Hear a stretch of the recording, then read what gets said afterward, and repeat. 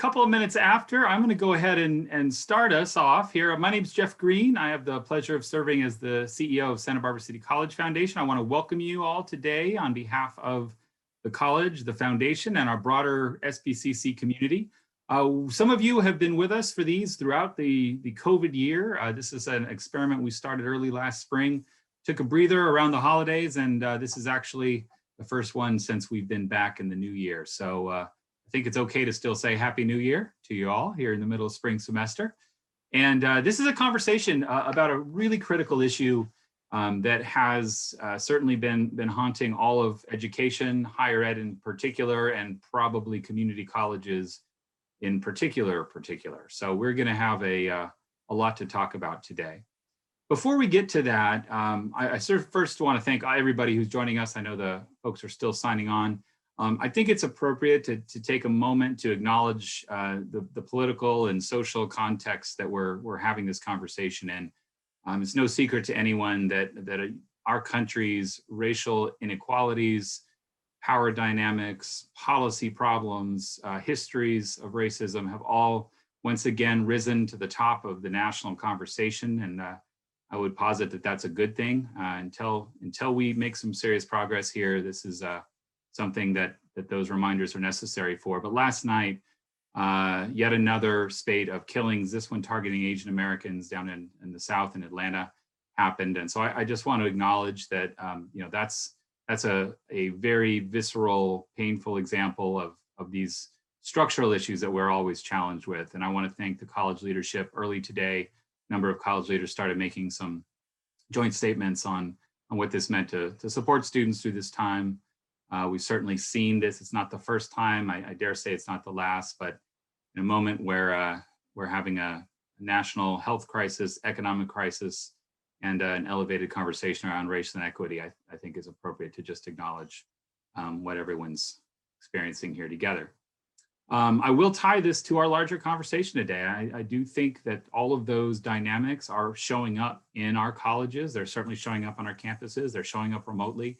And there's some of the reasons that we remain very concerned about our students in general, but certain populations of students who are more disproportionately impacted by all of these forces going on at once. So today, I do want to introduce our three speakers. I want to sort of frame the conversation briefly, and then we'll have some time for questions. If you'd like to ask a question, please put it in the chat. The chat function is live. This is a webinar format, so I know you don't get to see each other, but I will certainly see those, and we'll have about 20 minutes near the tail end of our program to ask any questions.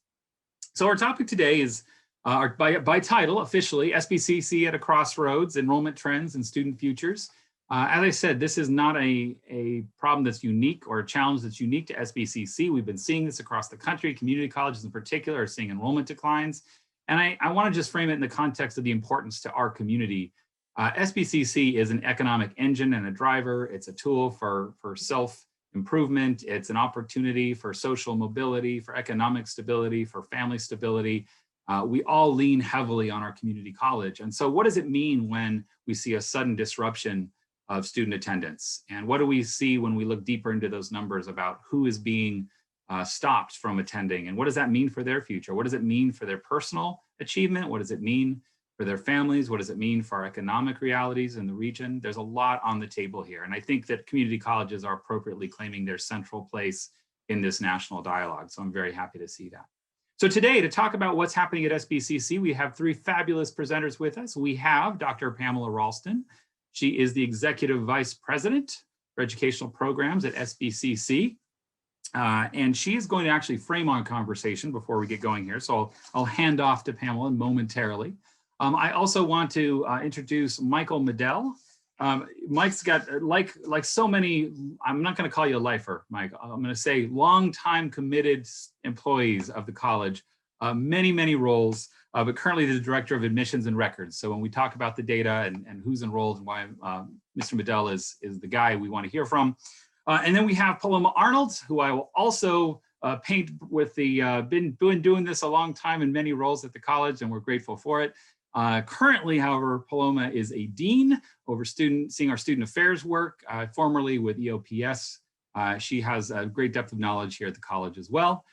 So all three of our panelists have so much to share about what we're seeing, what we're doing, and what does that mean for the future. So with that, I am going to turn it over to Dr. Pamela Ralston.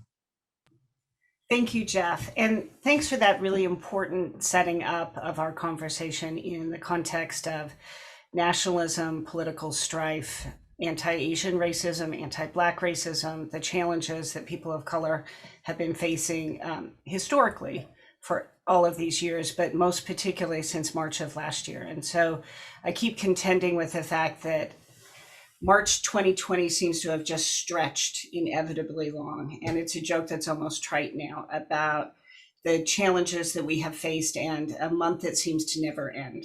So I have had the great fortune to work with an incredible team through this pandemic. And today you get to visit with two of them to try to plan through something that is unknowable.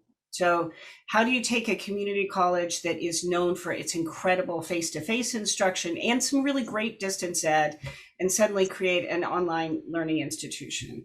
How do you do that in the face of an ever-changing student population and crises that students are going to be facing as we start to think ahead for what will come next? And so we spent the spring and summer thinking that maybe we would be back in some portion in the fall, and we were able to bring 10 programs back and some of our physical education out of doors. And so we started planning for what enrollment might look like when we get a chance to have people in person. And so we've been doing this kind of thinking ahead to who will come, thinking in the current moment, who is here and what do we need to do to serve them, and then trying to look at any data that looks backward to think about where have we been and how can we predict anything coming in the future. And so Michael is going to talk with us about some deeper dives into understanding how enrollment functioned during this crisis. And I'm going to start us off with some figures to let us know who was able to stay with us, who was able to come, and who might we have lost during this time period. So Jeff mentioned some nationwide figures about downturns in enrollment, some of which seems to really kind of level out at this minus 25%. So community colleges have seen an average decline of 25%. We're not quite that high. I think that's in part because of the great work that we do to keep students, but we are seeing a pretty dramatic shift in our enrollment. Those of you who have been part of college life for longer than 5 years remember that when we go through big economic busts, we tend to see our enrollment really peak at institutions. That has not happened in the face of a national health crisis on top of a national economic crisis, on top of a national political crisis. And so we have students deciding which choice to make in a pretty difficult circumstance. And so those students who have been able to enroll and stay with us are doing so in the face of great challenge. And so today we're going to be talking about students in large groups, but we want to really be thinking about the individual student who's been able to make it or who hasn't been able to make it with us, so that we're individualizing as we go along with some of these figures. I'm going to transition and show some slides, so bear with me while I do the tech for that.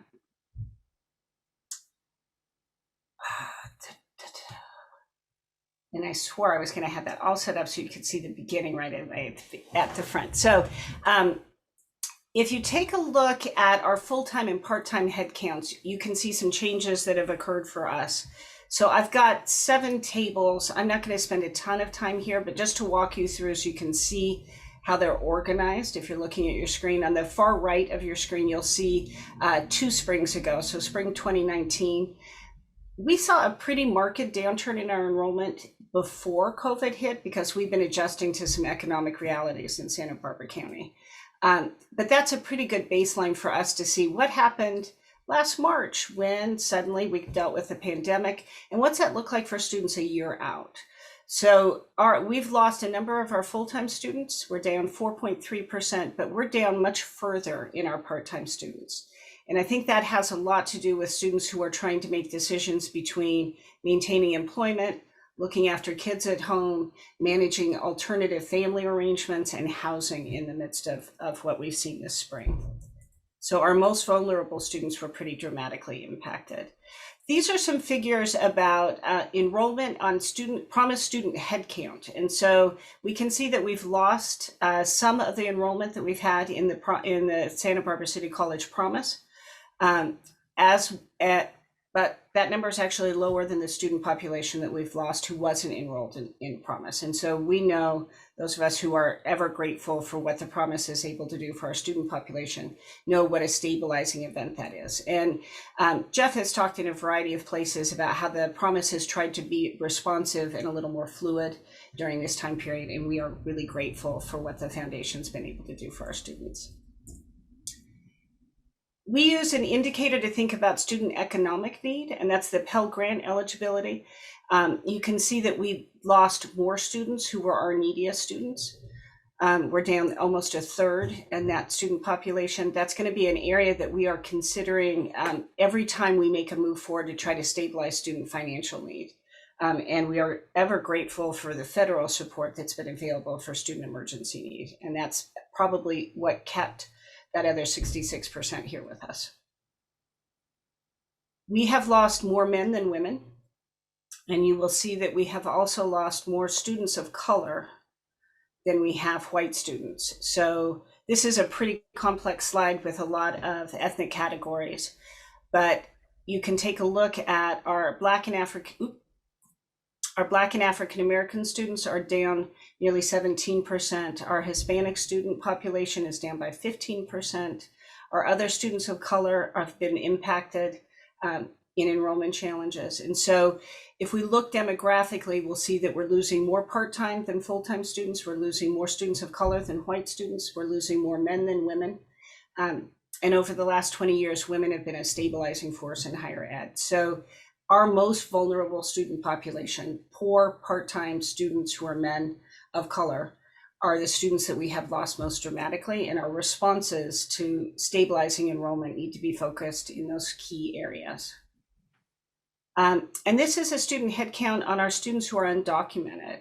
And AB 540 makes it possible for those students to be included wholly within our institution.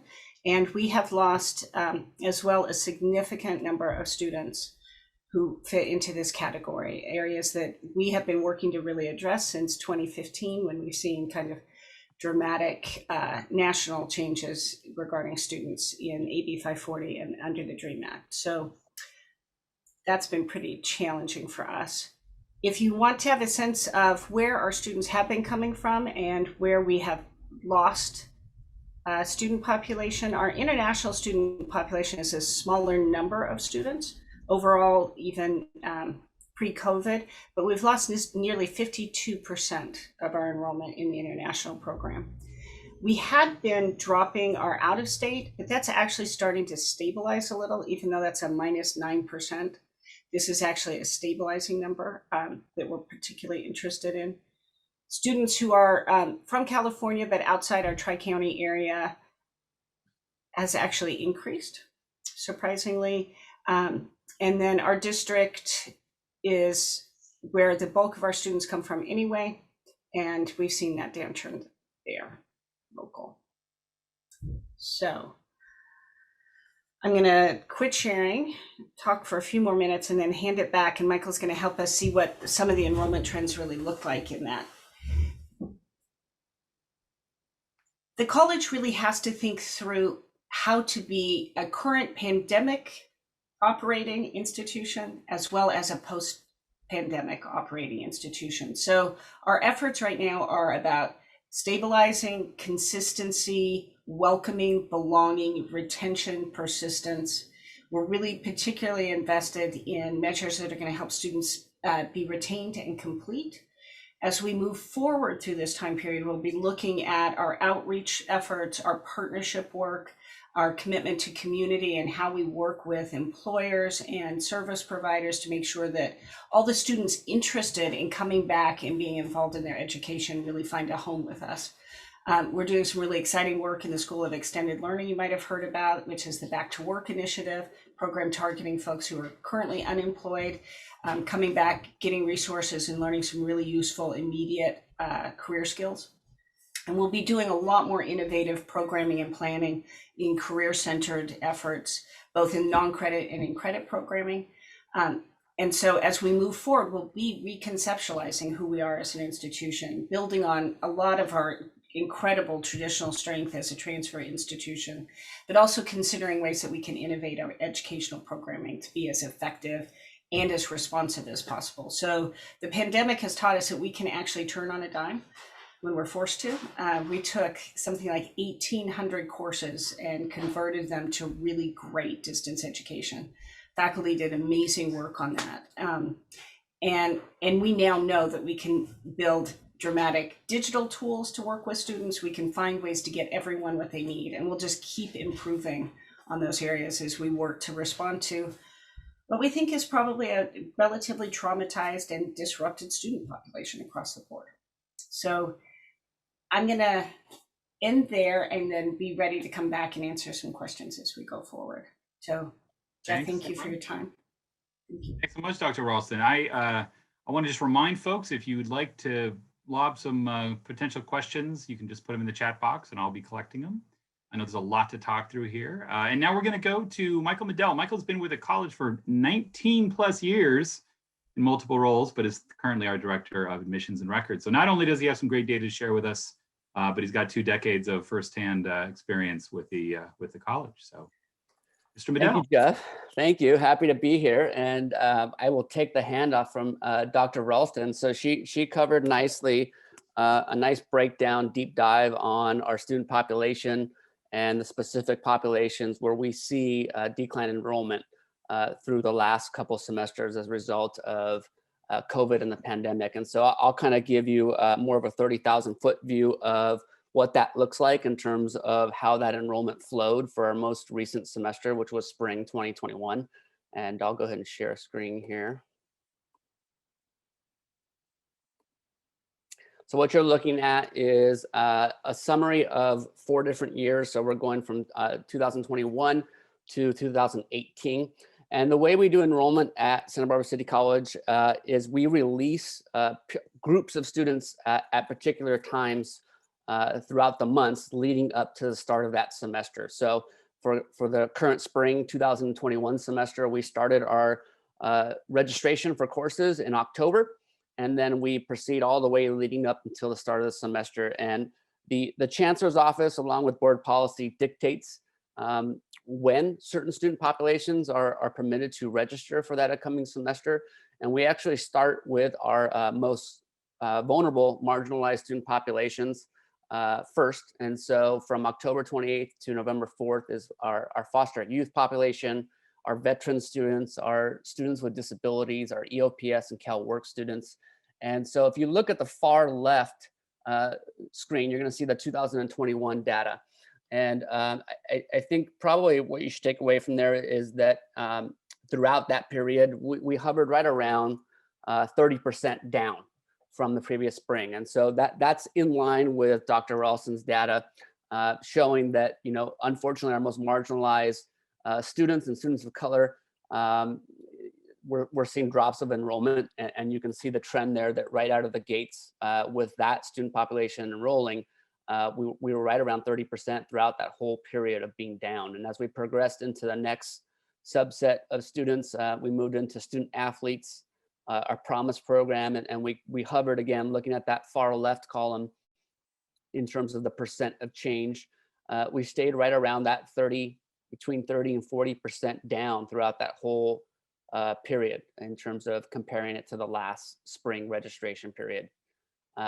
As you move on, we start to open up enrollment to populations like our continuing students and our first semester students.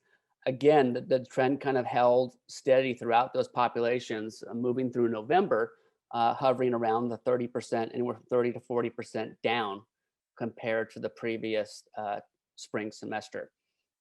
As we started to get into late November, early December, is where we started to gain momentum and start to get back some of those enrollments. And so you'll see that populations such as new first-time high school graduates that were entering in the spring, new students from in and outside of the area, and then returning, new transfer and returning students, that those populations we saw those numbers start to move into the 20s, even start to get into the teens of still being down, but moving in the right direction.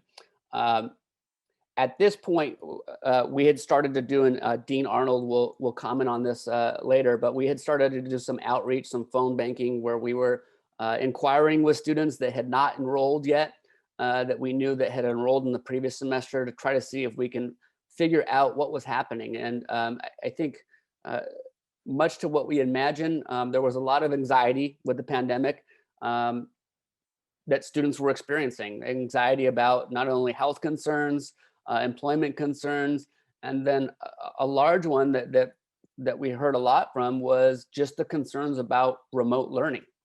So, although remote learning presents many advantages for lots of students that are on the go, remote learning is not for everybody. A lot of students benefit from that interpersonal relationship, being in the class, being in person, and not having that hurt a lot of students. And so what we anticipated at this point of the semester was that a lot of students were waiting to see what was going to happen.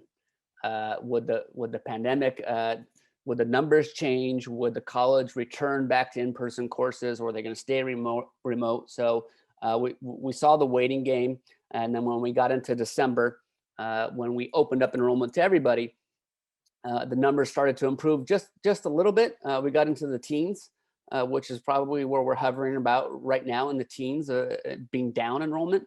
But nonetheless, it wasn't enough to staying remote. I think was a big enough concern that we weren't able to pull back everybody that we lost. So the one thing I will point out is that, if the question is, what are we doing about the loss of enrollment?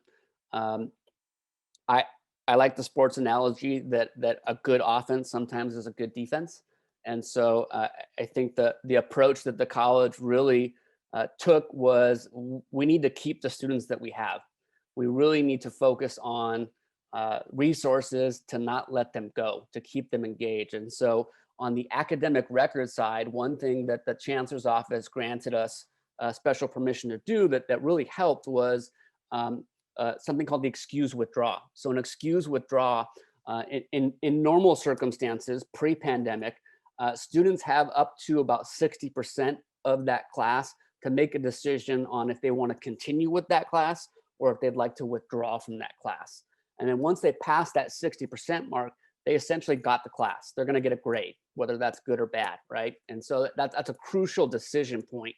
And so that with a pandemic, that can hurt a lot of students trying to make that decision. And we saw, if you're looking at the spring, the right-hand corner of the spring 2020, when the pandemic started, we had 6,000 withdrawals total, which would almost double what we normally get in a semester, right? So lots of students were deciding to withdraw.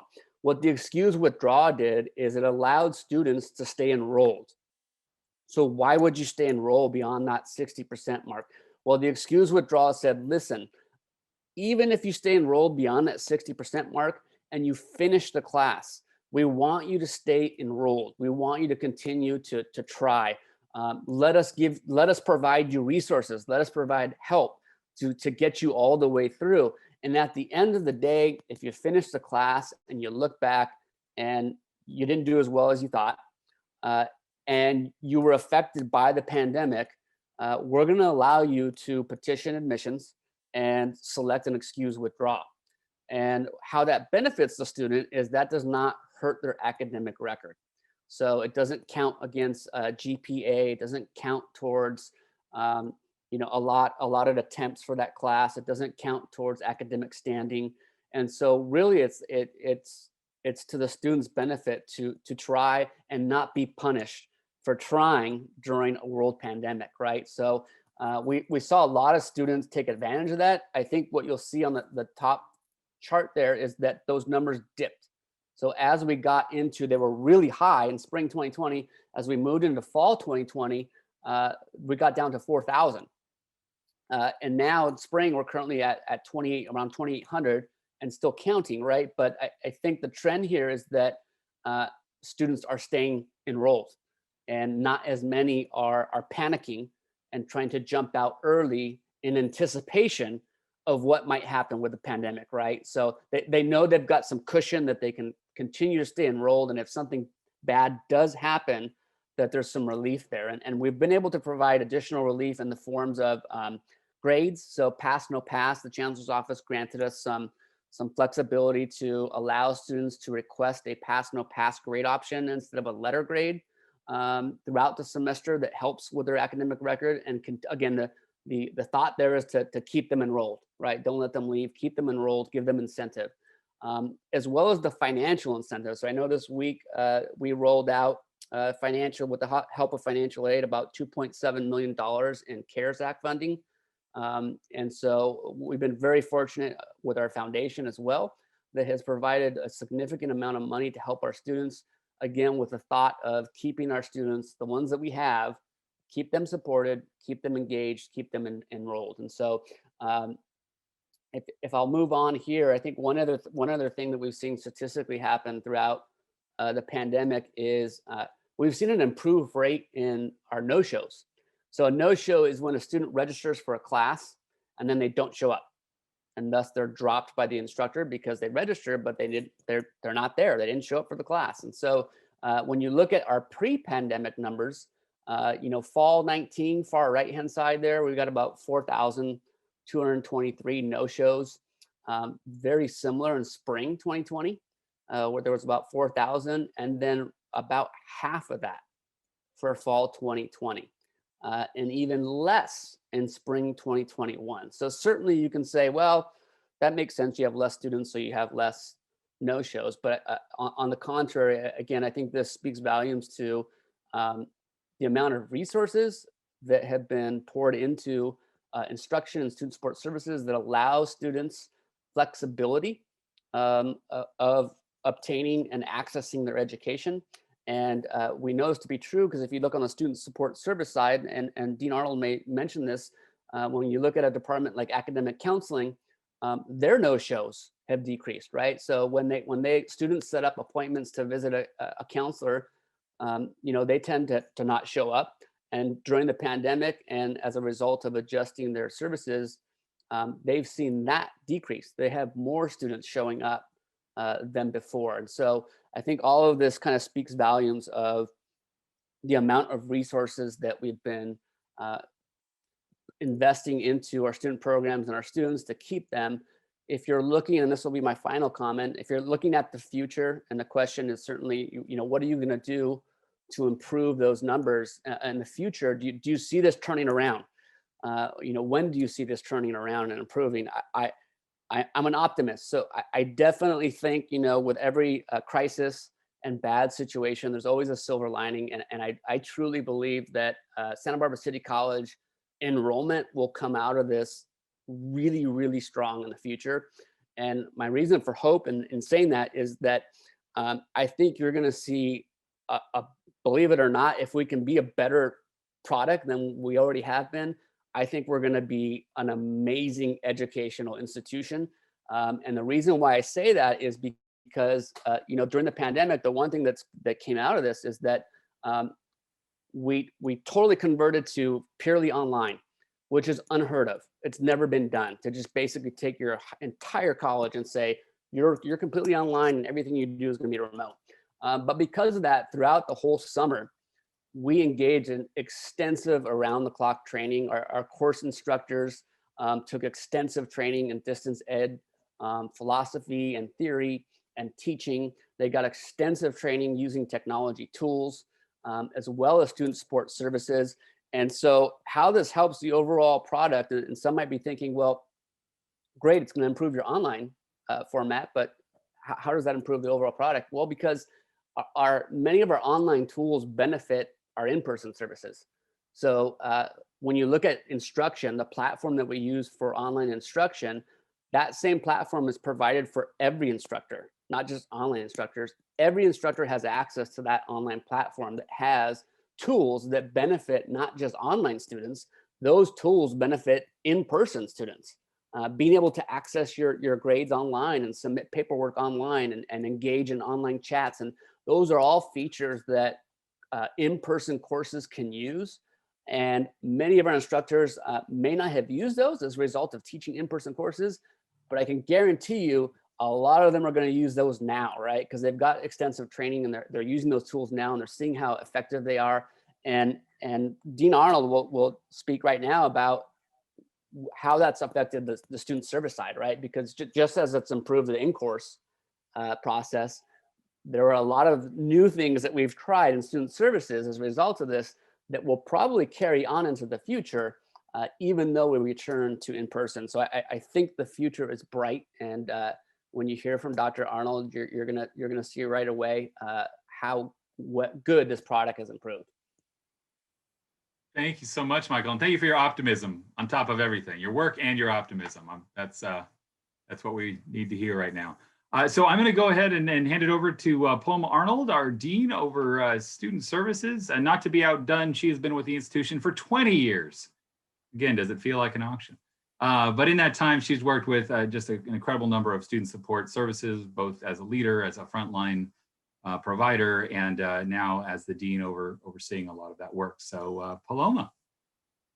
Thank you very much, Jeff. And thank you, Michael and Pamela, too. I want to kind of start with some of the comments that Michael made about how optimistic we are for what we'll be able to provide for the future, because while this transition has been incredibly challenging for our students, but also for our student services staff and faculty and our instructors as well, we've learned a lot of things that we never thought we could ever do remotely. We're doing remotely, and we've learned that we can potentially provide greater access to more students by continuing to do some of these things really well into the future, even when we're back, in person, in real life, whatever real life ends up looking like when we come back to campus. But to Michael's point, this has really forced us, but given us the opportunity to see how we can do things differently, how we can do things better, with the goal of providing more access to some of our students who have the hardest time gaining access to our colleges, so to our college in particular. So I'm hopeful, as well, and really trying to look forward to how we can take this experience and become a better college and provide better student services as a result of it. I feel kind of lucky, I get the benefit, I think, of talking about some of the really incredible things that the student services team has done over the past year to support the students in the very best ways that we can. I think one thing that I want to point out is we, as did instructors, we basically shut down on a Friday. And on a Monday, we were open remotely, providing every single service to students that we had. Not one department closed, not one department said we need a week off to kind of figure this out. We were basically over the weekend, figured out how to provide every single service that we had for students remotely. It hasn't always been easy. It has not always been perfect, but we are definitely learning as we go and trying to improve every single day. So some of the things, that I want to point out, or another piece that I want to touch on as well, and both Pamela and Michael mentioned this, is that the students who are impacted the most by the pandemic have been some of our most marginalized students. They are the students in, Michael's first slide with the registration process, our EOPS, our foster youth, our DSPS, our CalWORK students. Those are some of the students, our Emoja students. Those are some of the students have been most impacted. Those are the students that are our frontline workers. Those are the students who have multi-generational families, and have elders in their homes that they're trying to take care of, but are also the ones that are working in restaurants, are working in our grocery stores. They have been very significantly impacted, if they're able to keep their jobs, by the pandemic. And they're really making the choice of whether to provide food for their families and for themselves, or to come to school. And when you're having to make a choice between your basic necessities and the ideals of coming to school, your goals of coming to school, you're probably going to choose your basic necessities. So we have tried to work very hard to connect with those students specifically, because just like how Michael said, when we were really designing how to improve our online services, we realized that everybody benefits. The same thing is true when we're designing for our marginalized populations, when we're designing for the margins, everybody benefits, everything improves, all of our services improve. So the hard piece has been that we know, historically from research, from experience, that the populations who have been most impacted often benefit the most from high contact, from intrusive interventions. They benefit from being involved in, finding a safe place on the campus, being in the community, being connected, connecting with counselors, connecting with advisors, connecting with staff. And that has been, exponentially more difficult to find those deep connections with our students remotely. So like I said, that was a really long sort of intro there, sorry. Some of the things that I wanted to share with all of you are some of the really, I think, outstanding things that student services have been doing to try to make those connections with our students. So a couple of things that I want to point out. The pandemic has really increased the need for mental health services, and departments like the Well and our health and wellness offices have done tremendous work providing mental and health support for our students. In fact, our Well, received the Exemplary Program Award from the Chancellor's Office this year. We have continued to provide, or I should say the Anchor program, the health and wellness, has continued to provide substance abuse counseling and providing. They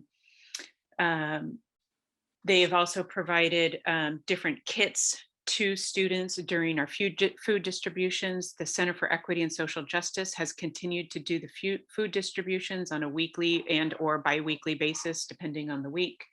Our Academic Counseling Center has transitioned all of their services to remote services. One of the things that was most significant that we had to do right away is transition our class planning sessions to be fully remote. And these are the class planning sessions for all of our new to college students. And since the pandemic began, we've actually served over 3,000 students in our class planning webinars, fully online and fully remote. Our enrollment services department has done our annual Vaquero Welcome, which is usually like our big SBCC orientation, did it completely remote for the fall, and it was very, very well attended. We had about 300 students attend the virtual Vaquero Welcome for SBCC. They also have continued to do virtual access days, where during the beginning of the semester, they will be basically available on a drop-in basis to help students with any challenge step on a Zoom drop-in basis, I should say, any challenge to the steps of enrollment that the student might be facing. So whether it's completing the CCC Apply application, where do I find the FAFSA? How do I apply for the BOG? How do I get an appointment with a counselor? How do I do my class planning? They have been available via Zoom to help students with all of that.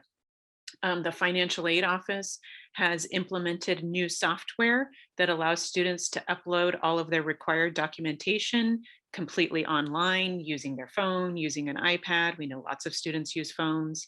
They're also in the next few weeks, one of the things that we have learned also is that we can continue to improve. We're learning as we go, we're learning the things that we can continue to do to provide better access for our students. So the financial aid office is going to actually, within the next few weeks, be implementing a virtual front desk, which will be similar to the Vaquero Access Days, where they will just be available for students to drop in and ask for specific help. An advisor will be available, a front desk assistant will be available to help the students.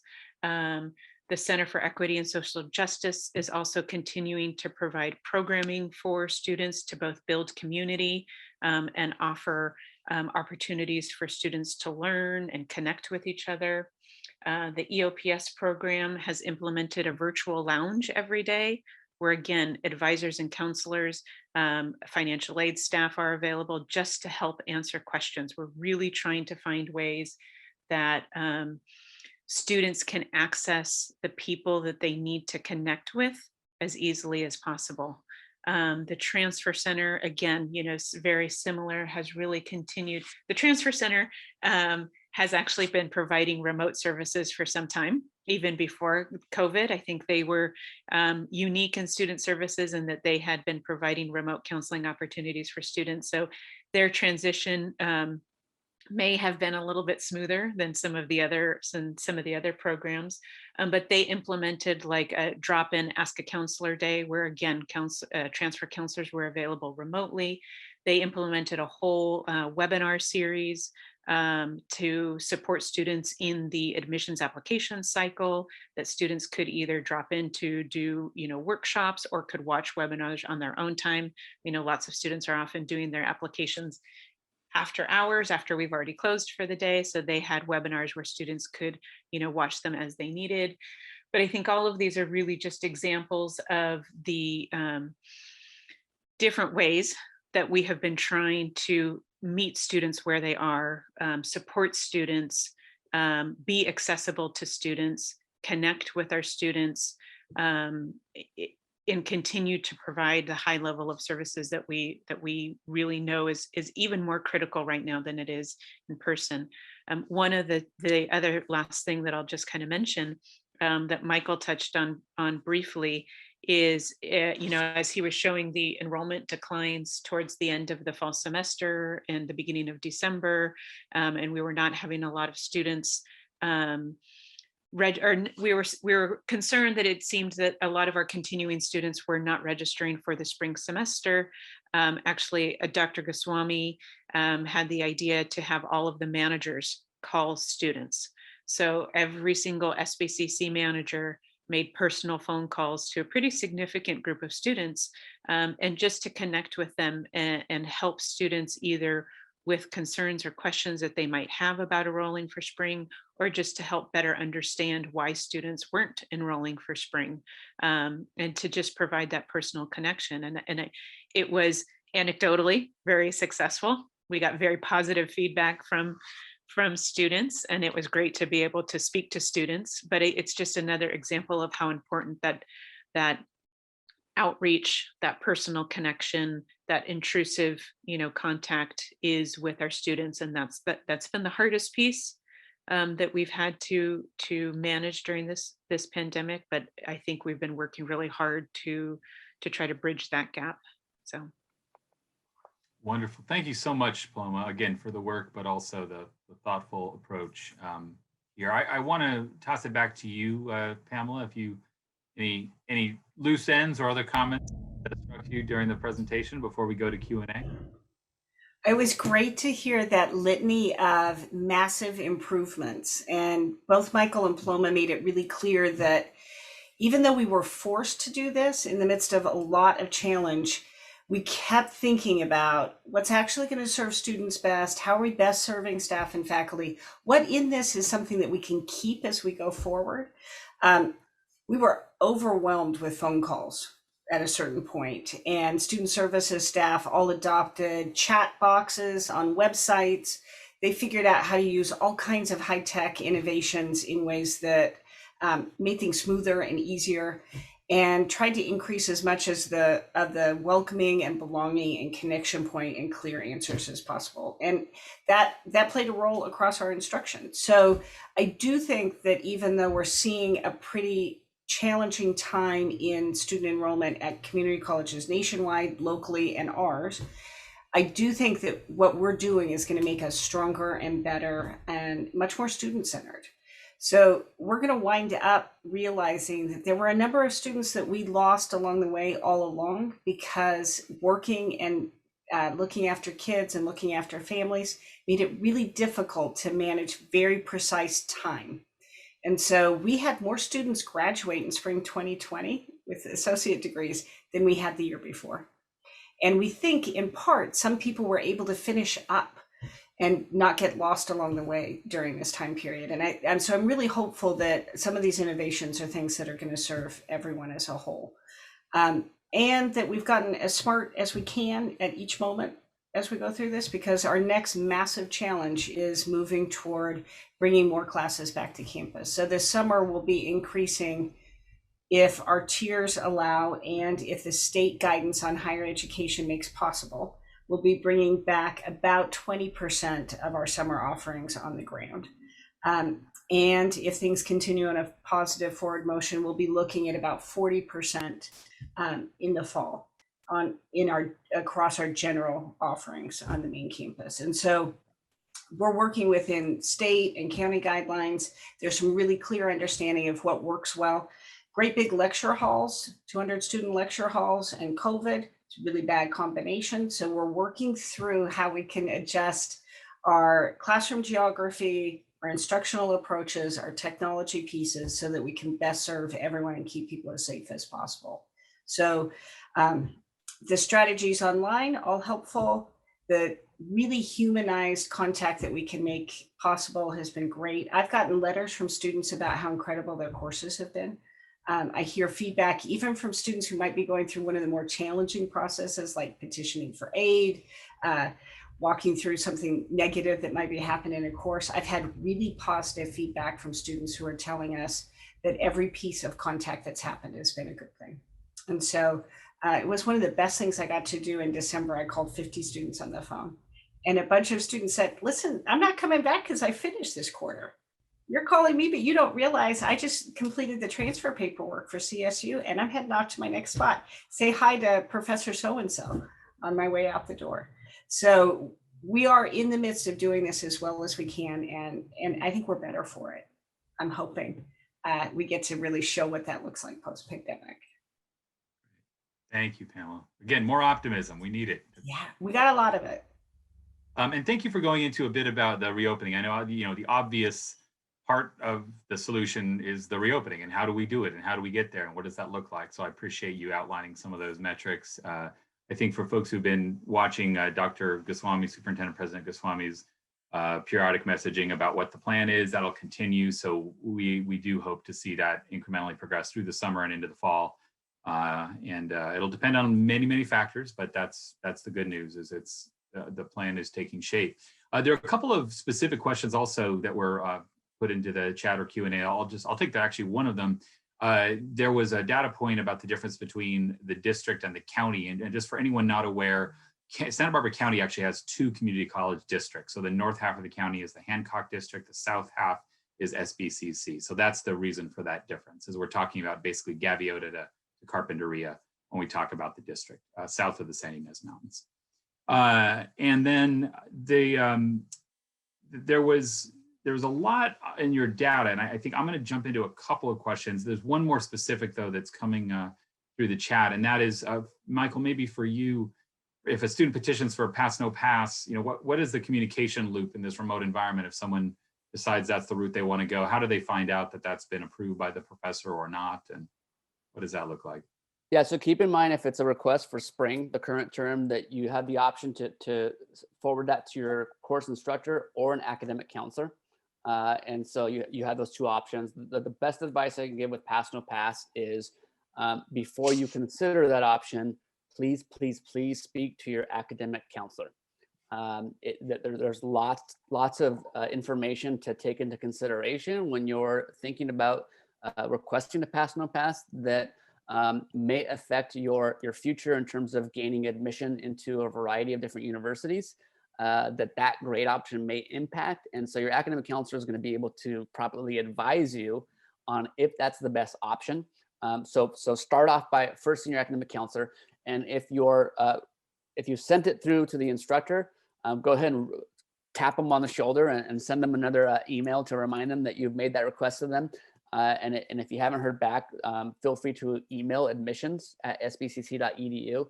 Let us know that you've sent that, you've reached out to your instructor, and we'll be happy to jump in and assist you with tracking that instructor down and making sure that gets processed. Great. Thank you very much for that. So I want to Sorry, Jeff, Oh, can I yes. add just one real quick thing onto what Michael said? Once the teacher signs off on it and it's received by admissions and records by the deadline, it's essentially approved. Got it. Thank you. I want to appreciate the question askers there for those questions. I also want to go back to some of what you presented. You presented a lot, and I want to note that we're here on the 17th of March. Happy St. Patty's Day, by the way. And that is, it was March 16th of 2020 that was the first day of school post the shutdown. And so that was a remarkable moment. And Paloma, you referenced that about you close on Friday the 13th. You open on Monday the 16th, and everything is suddenly pivoted to remote. And of course, we had a spring break that followed that, so a little more time to adjust. But I just want to acknowledge that the college did an incredible job of that pivot. And I think partly, not to take anything away from how hard that is, there is a longstanding tradition that not everyone's aware of, not a tradition, but a practice of having a remote learning program and resources and a whole series of faculty who are really expert in this with resources on how to. So it is not everyone's favorite thing to do. Some people really embrace it and do it well. Other people do it because that's what you got to do right now. But the college was really well positioned relatively on a relative scale to have to make that transition. So I really want to acknowledge all the work that was put into that. And those resources were put to great use. Now, as we look forward, there were a couple of data points that jumped out at me, and I just want to toss them back to you to comment on. The disparities, and I know we look at these data points, it's hard to tell what they say. I mean, correlation is not causation, as we all know, if we remember our elementary statistical analysis courses, but yet you look at some of these disparate impacts, and I'll just call out a few. Going back to your data, Pamela, the 17.7% overall decline spring to spring from 20 to 21, but showing that it was just 4.3% for the full-time students, but yet it was 24.5% for the part-time. And so thinking about what that says for us structurally and what it means when we go back, let me offer a couple more and then I'll throw it open to reactions. The other one that really strikes me is the Pell eligible, not Pell eligible disparity of really double.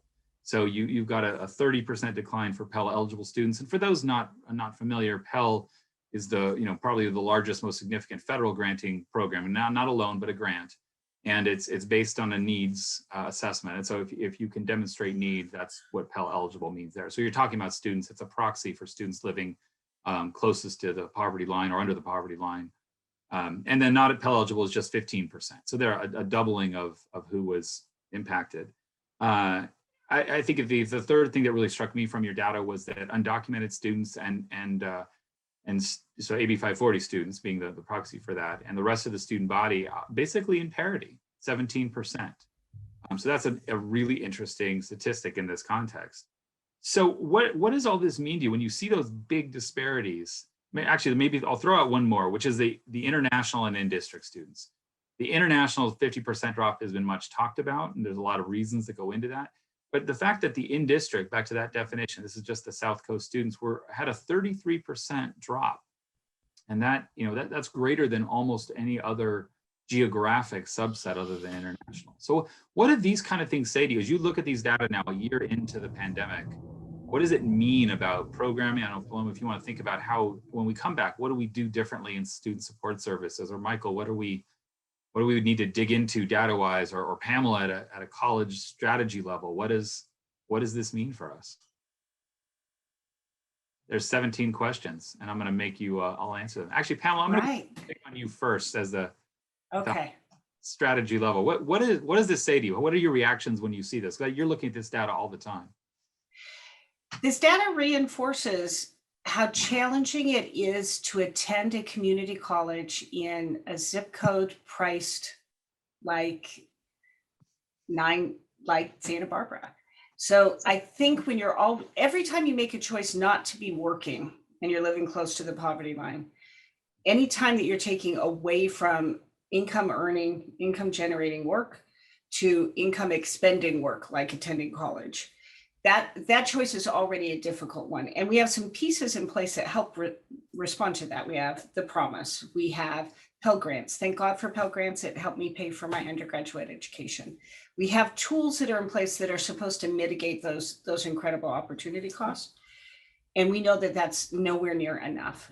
And Jeff and I've talked over time about how it is that our state funding mechanism for students with need underserves community college students so markedly, and what effort we really need to think about just the economic impact and benefit of community college education for our towns and cities. If we put dollar for dollar into community college student support, we get back a huge increase in benefit for where we live. So over time, I'm hoping we see legislation move that needle, because every one of those points that you pulled out was the most vulnerable student population, was the most impacted.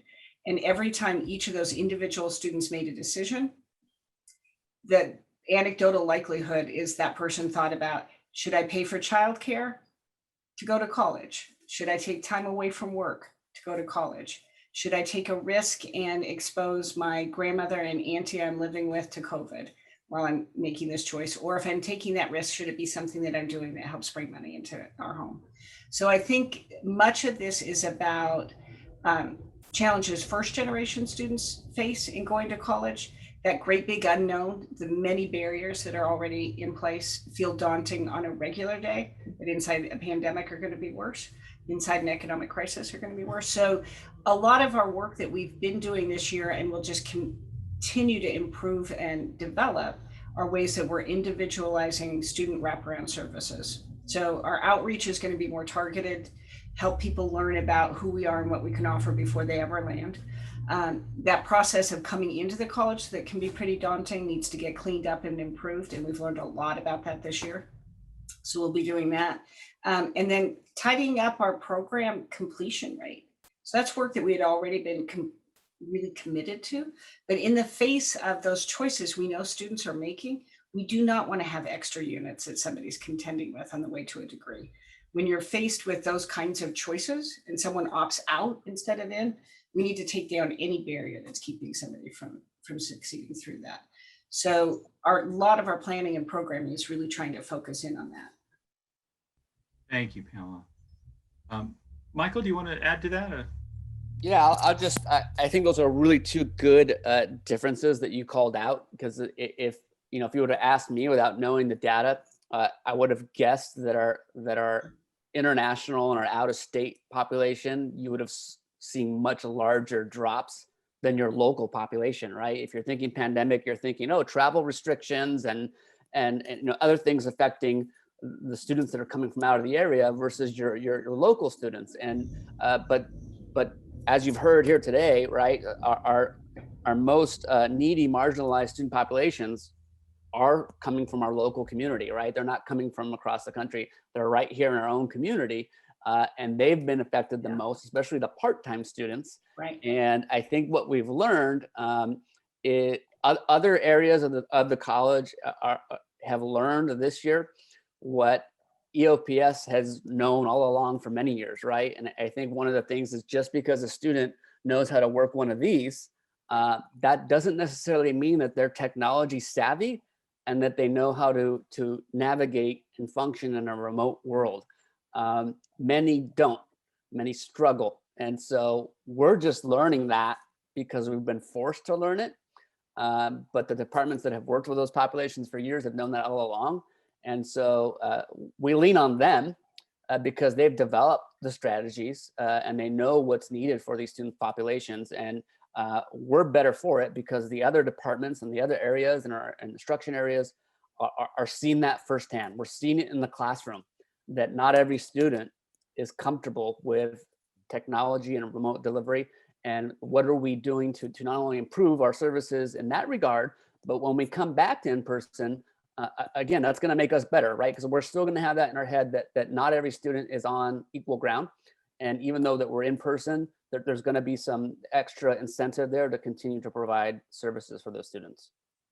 Thank you, Michael. Actually, you brought up a point that I want to jump to and give to Paloma. There's a question that was also posed about when we do discover that, when we see a student having a struggle particularly related to the remote online environment, whether it be technologically related or just what that interaction feels like to them or what they can or can't get informationally or relationally through that, what kind of interventions do we have and what are we learning about what works? And Paloma, could you speak to that a bit?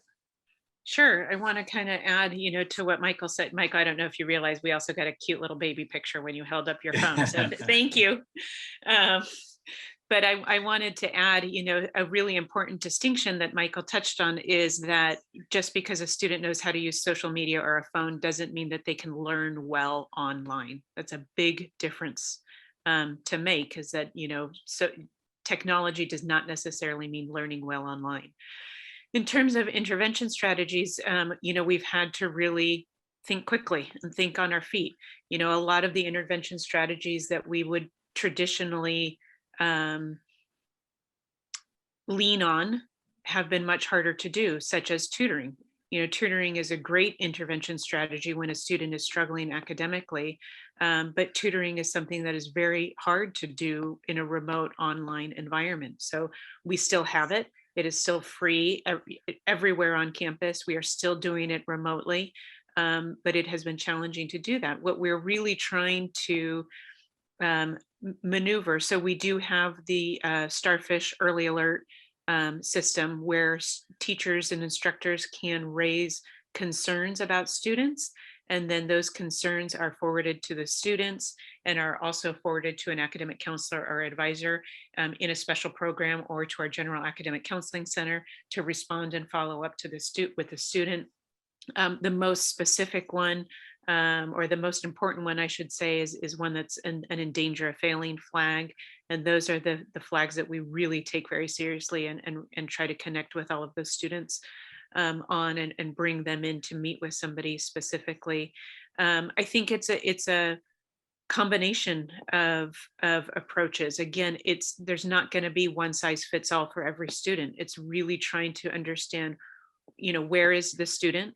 What is the cause for the difficulty in the class? Is it that the student is, at home with two siblings and is not able to have a quiet space to read their assignment or do their Zoom class? Or is it that the student, has a harder time, focusing? Or, is it that the student just has a hard time reading, or a lot of information instead of having it presented in a face-to-face format? So a lot of the support is also going to come from the instructor, and a lot of times the counselors will refer students back to instructors. We definitely, and the instructors have done an amazing job connecting with the students and trying to identify where there are concerns, where they can help, where they can support, where they can be more flexible, potentially looking at alternative ways to do, assessments or exams for students that would better support the environment that we're in and the circumstances that students are in. We've gotten a lot of emails from instructors, counselors. I get emails, advisors get emails asking, how do I support the student? It's a combination of efforts. There's not going to be one thing that fits all. Sometimes it will be providing food. Sometimes it will be providing tutoring. Sometimes it will be providing an extension on an exam. It's really depends on what the needs of the student are, and moving forward. I think one thing that this has really, kind of taught us is, how are we going to, kind of going back to your first question, how are we going to support our local students? What partnerships can we continue to build in the future, recognizing that it's been our local students who have been significantly impacted, kind of back to your first question. So Right. I hope that answers. Yeah, so we have probably time for a couple more questions. Just as a reminder, folks that have been putting them into chat, we invite that. One question that came a little bit ago was actually, Pamela, something you referenced, and I was going to ask a bigger question about it, but you gave an outline of the effort to call students. There was a mass calling campaign by the managers. Over 2,000 phone calls were placed. It's something relatively new for the college to do that in an organized fashion for all students. What did you learn? I know, Pamela, you commented on sort of what you got out of that, but Michael or Paloma, could you comment on exactly how that went and what that experiment looked like? And would you do it again? Did you find a value in that? I'm happy to take that one. Sure. So we we went through the process of identifying which students would be we would be reaching out to. We chose to reach out to in-area students who had not enrolled for the spring semester, that were potentially closer to earning a degree or had completed more units at SBCC. Really divided them up by different managers and had the managers make personal phone calls to all of the students. Like I said, we don't have the statistical data to support that it was successful, just the anecdotal data and the conversations that we had with students. We did a lot of direct follow-up with students who had specific concerns. Managers would refer them to different area to me, and then I referred them to different or asked different student services departments to follow up with the specific students who expressed maybe some more serious or concerning issues, mental health issues, students who had been diagnosed with COVID. We did some more direct follow-up with some of those students. And what we learned, again, is we would like to try it again. We ended up having to do it very quickly at the end of the spring semester, and could have potentially done things differently and better. But we think it's something that we would like to try to implement on a more regular basis to different populations. Maybe before registration begins, we would implement a calling campaign to students who have holds on their accounts, so that they know what the hold is, how to resolve the hold before they try to register for the following semester.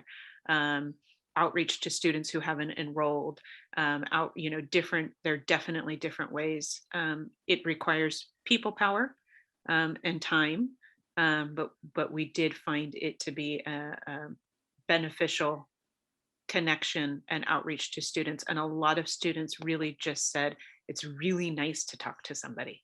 It's really nice to have you call me. Thank you for calling me. Right. Pamela, could you maybe reiterate? We have a question about how many calls were made, sort of who was doing it. So my understanding it was a couple of thousand students in the end, and it was divided up among the managers. I don't know how many callers there were. What do you remember the rough? That's it. Yeah, that's a great nutshell of it. We asked our manager group, which is about 56, 58 people, and we took a giant list of continuing students who we wanted to have enroll in spring, who were enrolled in fall, and who hadn't yet. And then we excised some folks off the list we knew were already getting pretty good contacts. So the students working with the Promise, for example, already had some pretty deep outreach and connection points. Our EOPS students in a similar fashion. So we took that student population who maybe wasn't affiliated with a special program and made the outreach calls to that group. So we divvied up the numbers, and I think everybody had 40. We tracked it. It was actually one of the more interesting, fun projects I think we've all done, and no one had enough time to do this, and they did a great job with it. So we had a big public shared list, and we just called and wrote notes along all the way through. So we have anecdotal evidence of kind of what concerns were raised. We had a couple of things where I had a student who was currently, she's in the service and she was currently deployed. And I got a chance to talk to her, and she told me what she was worried about. So I was able to have somebody from Veterans Office call her back and make sure that her GI Bill was cleared up. And it was a very interesting moment where if I hadn't talked to her, I'm not sure she would have come back this spring. So it just made these kind of pivot moments for people who might have been sitting on the fence trying to decide, had a confusing problem they needed help with.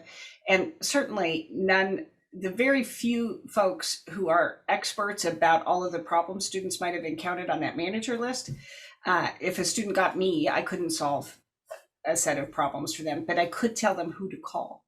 So it was one of those points where we could help get things connected for people. It was really wonderful. Great, thank you for that. We're running out of time, like always. We could do that. There's so much to cover. We've got questions around, housing support for students, around faculty that are struggling with the online format. We got a lot to talk about, but we're not going to be able to do that, unfortunately, this evening. So I apologize.